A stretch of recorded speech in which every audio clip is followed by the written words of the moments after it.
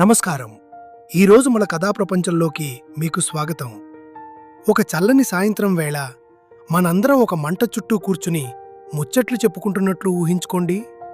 పైన ఆకాశంలో చుక్కలు మెరుస్తున్నాయి. గాలి నిశ్శబ్దంగా ఉంది. ఈరోజు నేను మీకు ఒక అద్భుతమైన కథ చెప్పబోతున్నాను. ఇది కేవలం ఒక కట్టడం కథ కాదు, ఒక గాఢమైన ప్రేమ, ఒక తీరని వేదన మరియు ప్రపంచాన్నే నివ్వెరపరిచిన ఒక ప్రామిస్ గురించి. అదే మన తాజ్ మహల్. చాలా ఏళ్ల క్రితం మన దేశంలోని ఒక కిటకిటలాడే సంతలో ఈ కథ మొదలైంది. అక్కడ మసాలాల గుమగుమలు, రంగురంగుల అత్తరు వాసనలు గాలిలో తేలుతున్నాయి. ఆ సంత పేరు మీనా బజార్. ఎటు చూసినా రంగురంగుల బట్టలు, కేరింతలు కొట్టే మనుషుల గొంతులు. సరిగ్గా అక్కడే మన కథకు పునాది పడింది. ఒక యువరాజు, ఆయన పేరు ఖుర్రం. చూడటానికి చాలా అందంగా, ధైర్యవంతుడిగా, ఎంతో దర్జాగా నడుచుకుంటూ ఆ సంతలోకి వచ్చాడు. కాని ఆ రోజు ఆయనను ఒక దృశ్యం అక్కడే ఆగిపోయేలా చేసింది. అక్కడ ఒక చిన్నపిల్ల పట్టు వస్త్రాలు, గాజుపూసలు అమ్ముతూ కనిపించింది. ఆమె పేరు అర్జుమంద్ బాను బేగం. ఆమె వయసు అప్పటికి కేవలం 14 ఏళ్లు మాత్రమే. చూసేవాళ్లందరూ ఆమెను చందమామలా ఉంది అనేవారు. ఆ యువరాజు ఆమెను చూడగానే లోకాన్నే మర్చిపోయాడు. మీకు ఎప్పుడైనా అలా అనిపించిందా? ఎవరినైనా చూడగానే గుండె లయతప్పి ప్రపంచం మొత్తం ఆగిపోయినట్టు అనిపిస్తుందే? ఆ యువరాజుకు కూడా సరిగ్గా అలాగే అయ్యింది. ఆమెను చూడగానే తన జీవితాంతం ఆమెతోనే ఉండాలని ఆ క్షణమే నిర్ణయించుకున్నాడు. కాని రాజకోటల్లో జీవితం మనం అనుకున్నంత సులభంగా ఉండదు కదా. వాళ్ళు అనుకున్న వెంటనే పెళ్లి జరగలేదు. పాపం 5 సుదీర్ఘ ఏళ్లు వేచి చూడాల్సి వచ్చింది. కాని ఆ 5 ఏళ్లలో ఒకరినొకరు మర్చిపోలేదు. ఆ నిశ్శబ్దంగా గడిచిన రోజుల్లోనే వారి ప్రేమ ఇంకా బలపడింది. చివరికి 1612లో వారిద్దరూ ఒక్కటయ్యారు. అబ్బో, ఆ పెళ్లి వేడుకలు ఎంత ఘనంగా జరిగాయో తెలుసా? తన భార్య మీద ఉన్న అపారమైన ప్రేమతో ఆ యువరాజు ఆమెకు ఒక కొత్త పేరు పెట్టారు. అదే ముంతాజ్ మహల్. ఆ పేరుకి అర్థమేంటో తెలుసా? అంతఃపురంలో ఎన్నికైన అతి ముఖ్యమైన వ్యక్తి అని. అది ఒక సామాన్యమైన పేరు కాదు, ఒక మహారాణికి ఇచ్చే అత్యున్నతమైన గౌరవం. ఆ రోజు మొదలుకొని వాళ్ళిద్దరూ నీడలా ఒకరిని విడిచి ఒకరు ఉండేవారు కాదు. ఆమె కేవలం భార్య మాత్రమే కాదు, ఆయన ప్రాణ స్నేహితురాలు కూడా. ఆయన ఎక్కడికి వెళ్ళినా, ఎన్ని దూర ప్రాంతాలకు వెళ్ళినా ఆమె ఆయన వెంటే ఉండేది. ఆ సంతలో మొదలైన ఒక చిన్న పరిచయం కాలక్రమేణా ప్రపంచం మొత్తం పాడుకునే ఒక గొప్ప ప్రేమ గీతంగా మారింది. మీరు మీ కళ్ళ ముందు ఒకసారి ఊహించుకోండి. చుట్టుపక్కల తలతల మెరిసే బంగారం, పట్టు వస్త్రాలు, ఆ వెలుగుల మధ్యలో ఒకరినొకరు ప్రాణంగా చూసుకుంటూ ఎంతో సంతోషంగా ఉన్న ఆ ఇద్దరు యువతీ యువకులు. ఒక అమర కావ్యంలా నిలిచిపోబోయే కథకు ఇది కేవలం పునాది మాత్రమే. ఎప్పటికీ మరణం లేని ఒక గొప్ప ప్రేమకు ఇది మొదటి అడుగు. కాలం గడిచే కొద్దీ మన యువరాజు ఖుర్రం చక్రవర్తి అయ్యాడు. అప్పుడే ఆయనకు షాజహాన్ అనే పేరు వచ్చింది. ఆ పేరుకి అర్థం ఏంటో తెలుసా? ఈ లోకానికే రాజు అని. ఆయన పాలనలో మొఘల్ సామ్రాజ్యం సిరి సంపదలతో తులతూగింది. ఎక్కడ చూసినా పచ్చని శాంతి సౌఖ్యాలే. ఆ జీవితం ఎంత అందంగా ఉండేదో ఒక్కసారి ఊహించండి. షాజహాన్, ముంతాజ్ మహల్ ఎర్రటి రాయి, తెల్లటి పాలరాతితో కట్టిన అద్భుతమైన రాజభవనాల్లో ఉండేవారు. ఆ భవనాల చుట్టూ గలగలపారే సెలయేళ్లు, తీయగా పారే పక్షులతో నిండిన అందమైన తోటలు ఉండేవి. వారికి చాలామంది పిల్లలు కలిగారు. ఎంతో సంతోషంగా ఒకరి మీద ఒకరు ప్రాణం పెట్టుకుని జీవించారు. కాని మన ముంతాజ్ మహల్ మిగతా రాణుల్లాగా కాదు. కేవలం అంతఃపురంలో కూర్చుని అలంకారాలు చేసుకునే మనిషి అంతకంటే కాదు. ఆమె చాలా తెలివైనది, లోకజ్ఞానం ఉన్న మనిషి. రాజ్యంలో ఏదైనా పెద్ద సమస్య వచ్చినా, దేశం గురించి ఏదైనా ముఖ్యమైన నిర్ణయం తీసుకోవాలన్నా షాజహాన్ గారు ముందుగా తన ముంతాజ్నే సలహా అడిగేవారు. ఈ ప్రపంచంలో ఆయన అందరికంటే ఎక్కువగా నమ్మింది ఆమెనే. రాజుగారు ఏదైనా పని మీద వేరే ఊర్లకు వెళ్ళినా, లేదంటే యుద్ధానికి వెళ్ళినా ముంతాజ్ ఆయనను వదిలి ఉండేది కాదు. ఆమె కూడా ఆయన వెంటే వెళ్లేది. రాజభవనంలో సుఖాలను వదిలేసి అడవుల్లో గుడారాల్లో ఉంటూ ఏనుగుల మీద ప్రయాణిస్తూ ఆయన నీడలా ఉండేది. వారిద్దర్నీ చూస్తుంటే ఒకే ప్రాణం, రెండు శరీరాలు అన్నట్లు ఉండేది. మిత్రులారా, ఒక్కసారి ఆలోచించండి. మనం ఏం చేసినా మనకు అండగా నిలబడే మనిషి, మనలోని లోపాలన్నీ తెలిసినా మనల్ని ప్రాణంగా ప్రేమించే తోడు దొరకడం ఎంత అదృష్టం! షాజహాన్ గారి జీవితానికి ఆమె ఒక వెలుగులాంటిది. మన దేశ ప్రజలందరూ ఆ జంటను చూసి ముచ్చటపడేవారు. రాజుగారు తన రాణిని ఎంత అపురూపంగా చూసుకుంటున్నారో అందరికీ అర్థమయ్యేది. అది మొఘల్ సామ్రాజ్యానికే ఒక వెలుగుజిలుగుల కాలం. అక్షరాల 19 ఏళ్లు వాళ్ళిద్దరూ కలిసిమెలిసి జీవించారు. సంతోషం, అధికారం, పిల్లలు, ఇలా ప్రతిదాన్ని పంచుకున్నారు. ఈ సుఖం ఎప్పటికీ ఇలాగే ఉంటుందని వాళ్ళు అనుకున్నారు. అప్పట్లో ప్రపంచంలోనే అత్యంత శక్తివంతమైన జంట వాళ్లే. కాని చరిత్ర మనకు ఏం చెబుతుందంటే, ఆకాశంలో ఎంత ప్రకాశవంతంగా మెరిసే సూర్యుడైనా ఒక్కోసారి మేఘాల చాటున మసకబారాల్సిందే. వారి ప్రేమ చరిత్రలో కూడా ఒక చీకటి నీడ వచ్చి చేరింది. ఎప్పుడైనా ఆలోచించారా? చాలా అందమైన కథల మధ్యలో ఎందుకు అంత పెద్ద విషాదం దాగి ఉంటుందో?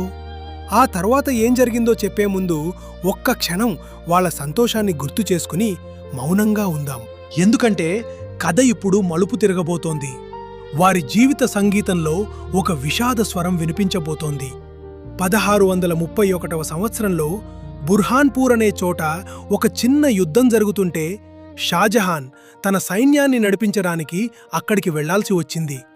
అప్పటికే ముంతాజ్ మహల్ తన 14వ బిడ్డతో నిండు గర్భవతిగా ఉంది.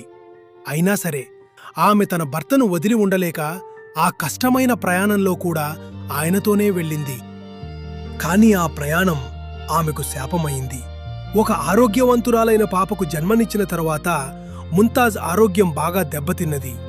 వైద్యులు ఎంత ప్రయత్నించినా ఆమెలో శక్తి తగ్గిపోతూ వచ్చింది. ఒక్కసారి ఊహించుకోండి, లోకానికి రాజు అయిన షాజహాన్ తన భార్య మంచం పక్కన దీనంగా కూర్చుని ఉన్నాడు. ఆయన ప్రపంచానికే చక్రవర్తి కావచ్చు, కాని తన ప్రాణపదమైన భార్యను కాపాడుకోలేకపోయాడు. ఆమె కళ్ళలో వెలుగు ఆరిపోతున్నప్పుడు ఆమె చేతిని గట్టిగా పట్టుకుని ఏడుస్తూ ఉండిపోయాడు. ముంతాజ్ కన్నుమూసే సమయానికి ఆమె వయసు కేవలం 38 ఏళ్లు మాత్రమే. చనిపోయే ముందు ఆమె ఆయనను ఒక మాట అడిగింది. నేను పోయినా నా మీద మీకు ఉన్న ప్రేమని ఈ ప్రపంచం మొత్తం గుర్తుపెట్టుకునేలా ఏదైనా చెయ్యండి. నా జ్ఞాపకం ఎప్పటికీ నిలిచిపోయేలా ఒక చోటుని సృష్టించండి అని అడిగింది. షాజహాన్ సరేనని మాట ఇచ్చాడు. ఆమె పోయాక షాజహాన్ పడ్డ బాధ వర్ణనాతీతం. ఆ సూర్యుడే ఆరిపోయినట్లు అనిపించింది ఆయనకి.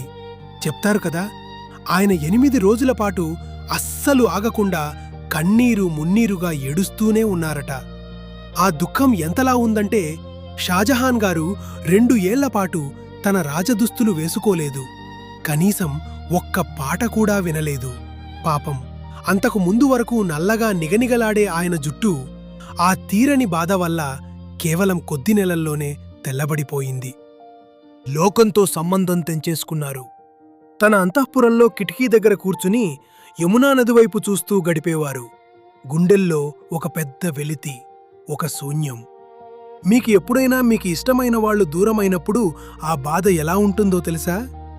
లోకమంతా వెలవెలబోతున్నట్లు, రంగులన్నీ పోయి అంతా బూడిద రంగులో ఉన్నట్లు అనిపిస్తుంది. షాజహాన్కు కూడా ముంతాజ్ లేని ఈ లోకం అస్సలు అందంగా అనిపించలేదు. కాని అప్పుడే ఆయనకు తను ఇచ్చిన మాట గుర్తొచ్చింది. ఆమె కోసం ఒక సమాధి కట్టాలని నిర్ణయించుకున్నాడు. భూలోక స్వర్గం, ఒక గొప్ప సంకల్పం. కాని అది ఏదో మామూలు సమాధి కాకూడదు.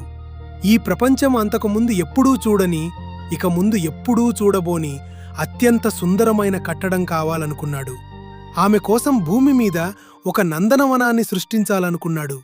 1000 ఏళ్ల తర్వాత కూడా ఆమె పేరు వినిపించాలని పట్టుబట్టాడు.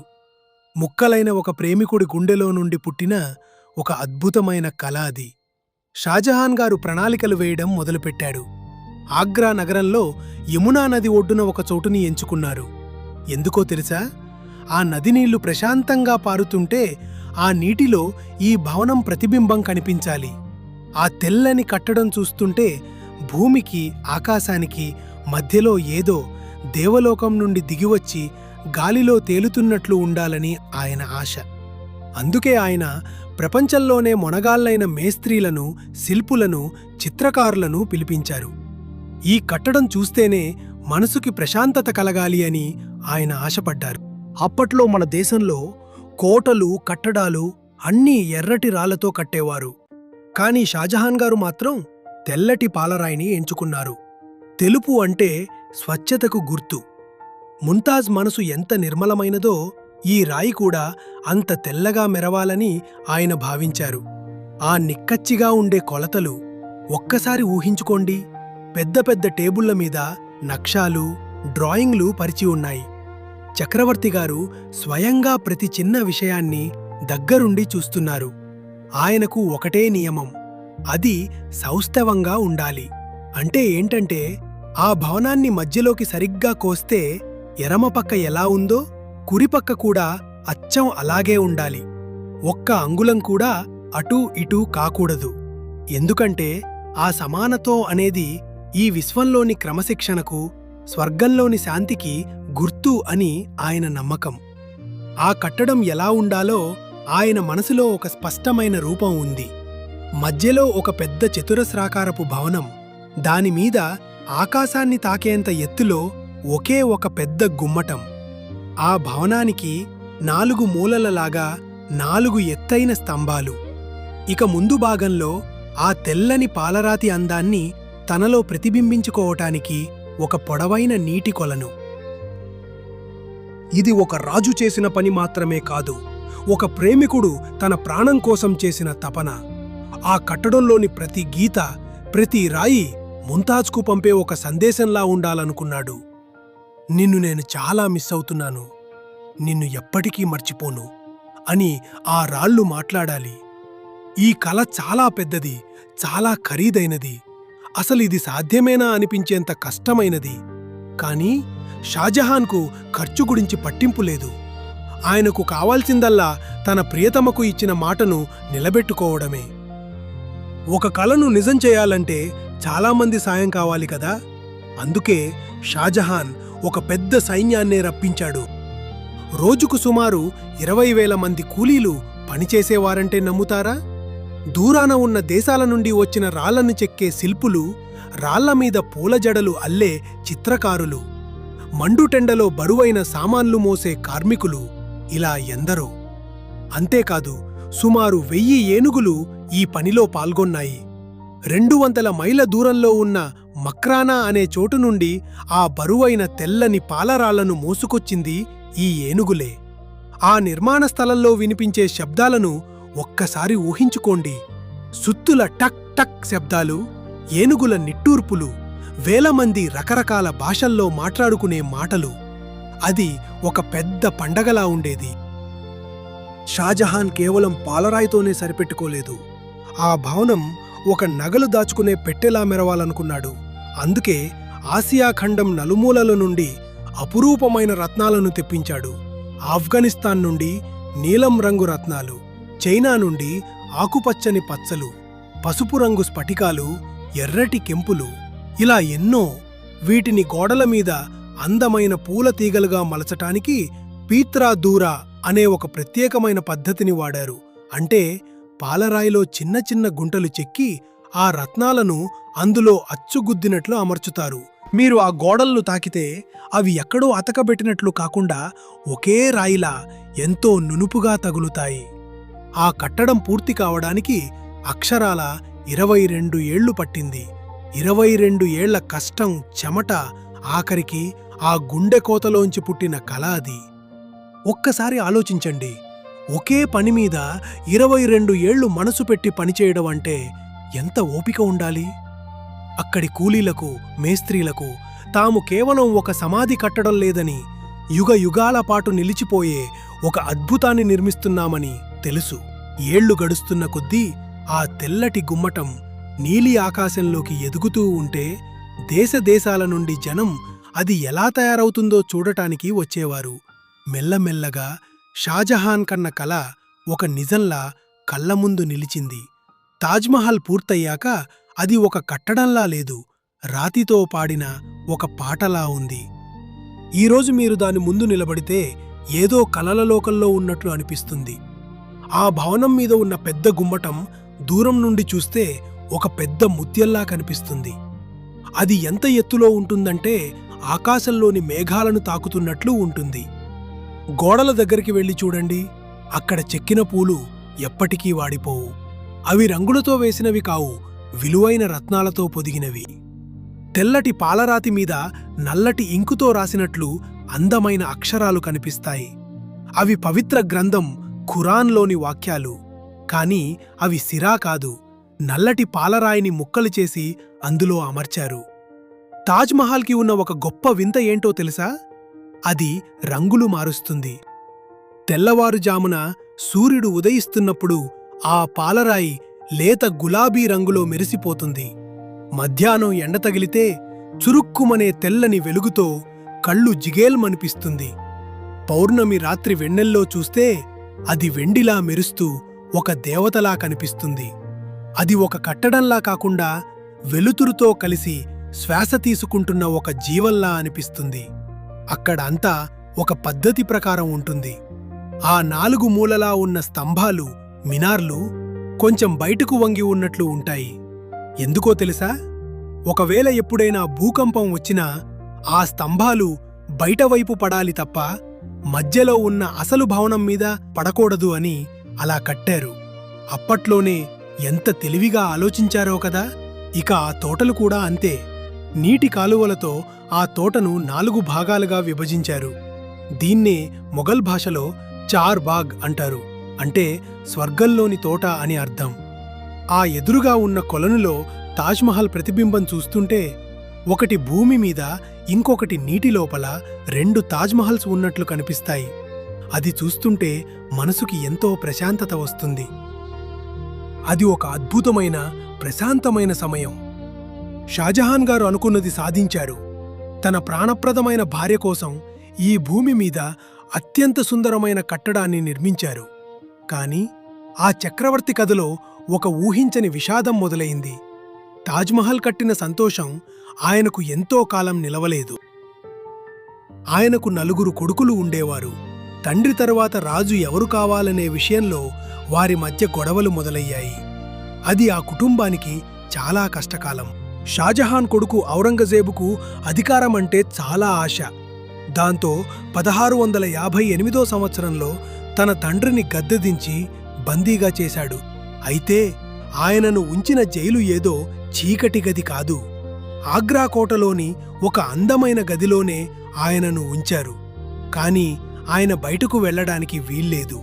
తన సొంత రాజ్యంలోనే ఆయన ఒక ఖైదీ అయిపోయారు. అలా 8 ఏళ్లపాటు ఆ ముసలి చక్రవర్తి ఆ కోటలోనే ఉండిపోయారు. ఒకప్పుడు ప్రపంచానికే రాజు అనిపించుకున్న మనిషి ఇప్పుడు తన భార్యను తలుచుకుంటూ ఒంటరిగా మిగిలిపోయారు. ఆయనకు ఉన్న ఒకే ఒక్క ఊరట ఏంటో తెలుసా? ఆ కోట కిటికీలోంచి యమునా నది అవతల మెరుస్తున్న తాజ్మహల్ కనిపిస్తుంది. ఒక్కసారి ఊహించుకోండి, ఆ ముసలి ప్రాణం ప్రతిరోజూ ఆ కిటికీ దగ్గరే కూర్చుని ఉండేది. ఉదయం సూర్యుడు ఉదయించినా, సాయంత్రం సూర్యుడు అస్తమించినా ఆ తెల్లటి గుమ్మటం వైపే చూస్తూ ఉండేవారు. ఆ చూపుల్లో ముంతాజ్తో గడిపిన తీపి గుర్తులు, ఆ సంతలో ఆమెను మొదటిసారి చూసిన క్షణాలు మెదిలేవి.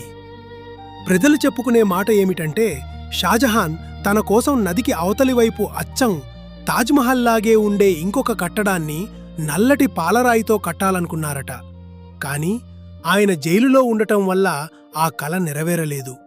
అది ఒక పూర్తికాని కలగానే మిగిలిపోయింది. తన చివరి రోజుల్లో కూడా ఆయన ఆ కిటికీలోంచి తాజ్మహల్లే చూస్తూ కాలం గడిపారు. చివరికి 1666వ సంవత్సరంలో షాజహాన్ గారు 74 ఏళ్ల వయసులో కన్నుమూశారు. అప్పుడు ఆయన పక్కన తన కూతురు మాత్రమే ఉంది. చనిపోయే ముందు ఆయన కోరుకున్న ఆఖరి కోరిక ఒక్కటే, నన్ను నా ముంతాజ్ పక్కనే పడుకోబెట్టండి అని. ఆయన కొడుకు ఔరంగజేబు అందుకు ఒప్పుకున్నాడు. షాజహాన్ గారిని తీసుకువెళ్లి తాజ్మహల్ లోపల ముంతాజ్ సమాధి పక్కనే అంత్యక్రియలు చేశారు. అలా ఎన్నో ఏళ్ల విరహం తర్వాత ఆ ప్రేమికులు మళ్లీ ఒకటయ్యారు. ఆ రాజురాణిల కథ అలా ముగిసింది, కాని వారు కట్టిన ఆ కట్టడం కథ మాత్రం ఇప్పుడే మొదలయింది. 100 ఏళ్లు గడిచినా, ఎన్నో యుద్ధాలు, తుఫానులు చూసినా తాజ్మహల్ చెక్కుచెదరకుండా అలాగే నిలబడింది. ఈరోజు అది ప్రపంచంలోని 7 వింతల్లో ఒకటిగా మనందరి గర్వకారణంగా వెలుగొందుతోంది. ప్రతి ఏటా ప్రపంచం నలుమూలల నుండి లక్షల మంది జనం ఆగ్రాకు వస్తుంటారు. వారు కేవలం ఆ తెల్లటి పాలరాయిని చూడటానికో, ఫోటోలు దిగడానికో రారు. ఆ రాళ్ల వెనుక ఉన్న అమర ప్రేమ కథను వినడానికి వస్తారు. తాజ్మహల్ అంటే ఇప్పుడు కేవలం ఒక భవనం కాదు, అది ప్రేమకు నిలువుటద్దం. జనం దాన్ని చూసినప్పుడు ఒక రాజు కట్టిన మేడను చూడటం లేదు, ఒక మనిషి తన ప్రాణప్రదమైన తోడు కోసం ఇచ్చిన మాటను నిలబెట్టుకోవటానికి ఎంతకైనా తెగిస్తాడని నమ్ముతారు. ఎందరో కవులు దీని అందాన్ని చూసి పాటలు రాశారు. చిత్రకారులు తమ కుంచెతో తాజ్మహల్ను అద్భుతంగా గీశారు. ఇప్పటికీ ఎంతోమంది జంటలు అక్కడికి వెళ్లి తమ ప్రేమను పంచుకుంటారు, పెళ్లి ప్రమాణాలు చేసుకుంటారు. తాజ్మహల్ మనకు చరిత్రను కూడా గుర్తు చేస్తుంది. అప్పట్లో మొఘల్ సామ్రాజ్యం ఎంత గొప్పగా ఉండేదో, ఆధునిక యంత్రాలు లేకపోయినా మన పూర్వీకులు ఎంతటి అద్భుతమైన నైపుణ్యంతో దీన్ని నిర్మించారో మనకు అర్థమవుతుంది. ఆ శిల్పుల చేతుల్లో ఏదో మంత్రం ఉందేమో అనిపిస్తుంది.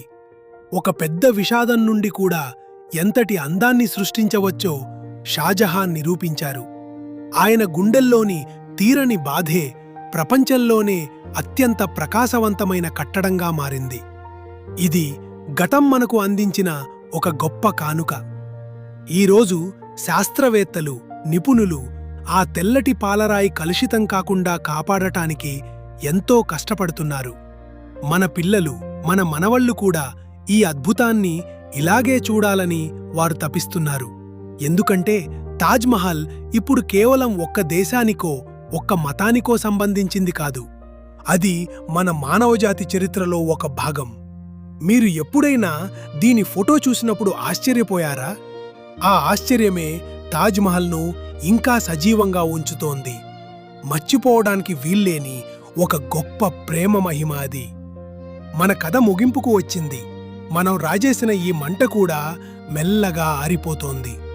ఒక్కసారి ఆలోచిద్దాం, ఈ కథ ద్వారా మనం ఏం నేర్చుకున్నాం? తాజ్మహల్ అంటే కేవలం రాళ్ళు, రత్నాలు, పాలరాయితో కట్టిన కట్టడం మాత్రమే కాదు, అది అంతకంటే ఎంతో గొప్పది. అది మనిషిలోని స్వచ్ఛమైన భావోద్వేగాలతో కట్టిన కట్టడం. మనకు ఇష్టమైన వారు దూరమైనప్పుడు ఆ బాధను ఎలా తట్టుకోవాలో, ఆ శోకాన్ని ఒక సుందరమైన రూపంగా ఎలా మార్చవచ్చో ఈ కథ మనకు చెబుతుంది. షాజహాన్ గారు ప్రపంచాన్నే ఏలిన చక్రవర్తి కావచ్చు, కానీ ఈ కథలో ఆయన కేవలం తన ప్రాణ స్నేహితురాలని కోల్పోయి విలవిలలాడిన ఒక సామాన్యమైన మనిషి. ఆ బాధ మనందరికీ అర్థమవుతుంది. అందుకే తాజ్మహల్ అంత ప్రసిద్ధి పొందింది. ఇది ప్రపంచంలోని ఏ మూల ఉన్న వారికైనా అర్థమయ్యే ఒకే ఒక భాషలో మాట్లాడుతుంది. అదే ప్రేమ భాష. అపురూపంగా చూసుకోవాలి. మనకు ఇష్టమైన వారు మనతో ఉన్నప్పుడే వారిని ఎంతలా ప్రేమించాలో, ఎంత గౌరవించాలో ఇది మనకు గుర్తు చేస్తుంది. ఒక గొప్ప కార్యం చేయాలంటే ఎంతో సమయం, ఓపిక, వేల మంది చేతులు కలవాలని ఇది మనకు నేర్పుతుంది. ఇకపై మీరు తాజ్మహల్ గురించి విన్నప్పుడు కేవలం ఆ తెల్లటి గుమ్మటం మాత్రమే మీకు గుర్తుకు రాకూడదు. ఆ సంతలో చూసుకున్న ఆ చిన్ననాటి ప్రేమికులు, ఆ చీకటి గదిలో దుఃఖంతో ఇచ్చిన ఆ మాట మీకు గుర్తుకు రావాలి. చరిత్ర అంటే కేవలం రాజుల పేర్లు, యుద్ధాల తేదీలు మాత్రమే కాదు. అది మనుషుల గురించి, వారి కలల గురించి, వారి విజయాల గురించి చెప్పేది. చావు మీద ప్రేమ సాధించిన అతిపెద్ద విజయం ఈ తాజ్మహల్. మిత్రులారా, ఈ సాయంత్రం నా పక్కన కూర్చుని ఈ కథ విన్నందుకు మీకు నా ధన్యవాదాలు. ముంతాజ్ మహల్ జ్ఞాపకం షాజహాన్ గుండెల్లో ఎలాగైతే నిలిచిపోయిందో, ఈ కథ కూడా మీ మనసుల్లో అలాగే ఉండిపోతుందని ఆశిస్తున్నాను. ఆకాశంలో చుక్కలు ఇంకా మెరుస్తూనే ఉన్నాయి. రాత్రి నిశ్శబ్దంగా ఉంది. మీ జీవితంలో కూడా ఈ కథ అంత గాఢమైన ప్రేమ మీకు దొరకాలని, మీరు కూడా మీ జీవితంలో ఎన్నో అద్భుతమైన విషయాలను సాధించాలని కోరుకుంటూ సెలవు.